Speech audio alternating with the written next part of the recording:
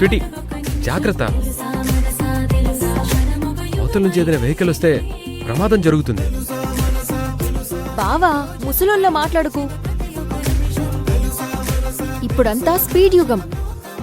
ఈరోజు మనకు దక్కిన దాన్ని అనుభవించేయాలి అంతే. రేపటి గురించి ఆలోచించకూడదు.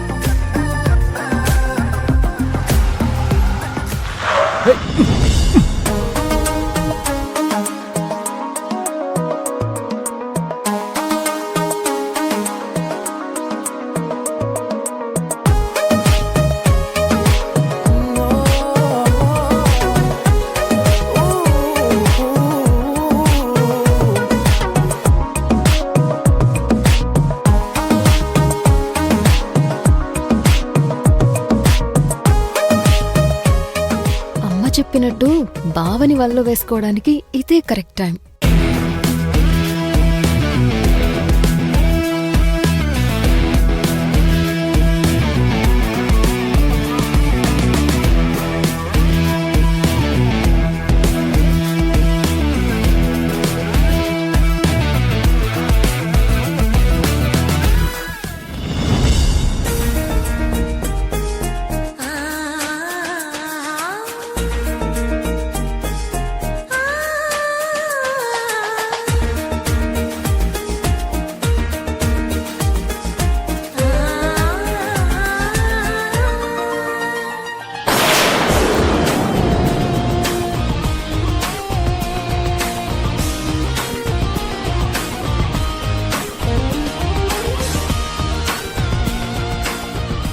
పడిపోయాడు బావ, నా లవ్ లో పడిపోయాడు.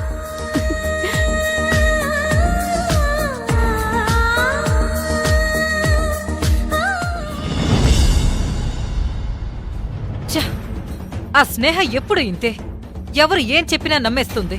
బతుకమ్మ పండుగ రోజు కూడా ఇలాగే చేసింది. యమజ మాటలు నమ్మి కావేరి బోనం ఎత్తకుండా అడ్డుపడింది. ఇప్పుడు బంధువుల మాటలు నమ్మి రుక్మిణిని సాధిస్తుంది. అత్తయ్యని మాతో వచ్చేయమని అడిగామమ్మా, కానీ తను రానంది. అంటే మాత్రం వదిలేస్తావా? వెళ్ళి తీసుకొచ్చేద్దాం పదండి. ఆగండి అత్తయ్య. కావేరి ఆపొద్దు, వాళ్ళతో మాట్లాడాల్సిన అవసరం అత్తయ్యకేంటి? ఇక్కడికి వచ్చేస్తే మనతో హ్యాపీగా ఉంటుంది. లేదర్జున్ బాబు, అమ్మ బావని వదిలి రాదు. బావ తనకి కొడుకు కంటే ఎక్కువ. అందుకే మనం రమ్మని బ్రతిమాలినా తను రాలేదు. మీరు పిలిస్తే రాలేదు కావేరి, నేను పిలిస్తే రాకుండా ఉంటుందా? అత్తయ్య, అమ్మ ఇక్కడికి రాననడం వెనక ఏదో కారణం ఉంది. మామూలుగా అయితే అమ్మ మాట పడదు, కానీ స్నేహ వాళ్ళు అంత అవమానపరుస్తున్నా అమ్మ అక్కడే ఉండాలనుకుంటుంది. అంటే ఖచ్చితంగా దాని వెనక ఏదో కారణం ఉంది. అదేంటో ముందు తెలుసుకోవాలి. కారణం అంటూ ఏమీ లేదు. ఇక్కడికొస్తే మనకు భారం అవుతుందని అత్తయ్య అనుకుంటుంటారు. అలాంటిదేం లేదని మనం ఆవిడికి నచ్చజెప్పి తీసుకొద్దాం. అది కాదర్జున్ బాబు, అమ్మ మీ గురించి కానీ అత్తయ్య గురించి కానీ అలా అనుకోదు. అమ్మ గురించి నాకు బాగా తెలుసు.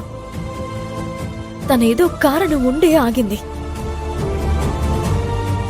అదేంటో నేను తెలుసుకుంటాను. నాకు కొంచెం టైం ఇవ్వండి.